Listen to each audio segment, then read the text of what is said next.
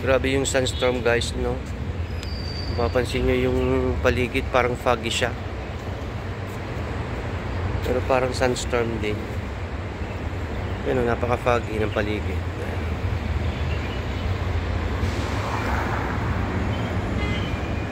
Normally, pagka gantong oras, talagang visible at kitang-kita mo yung mga building. Pero dahil sa fog, hindi mo na siya makita. Sign na rin to ng change weather. So malapit na talaga mag-winter dito sa UAE, sa Abu Dhabi.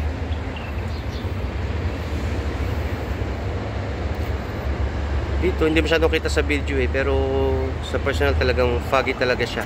Foggy ang paligid. Ayan.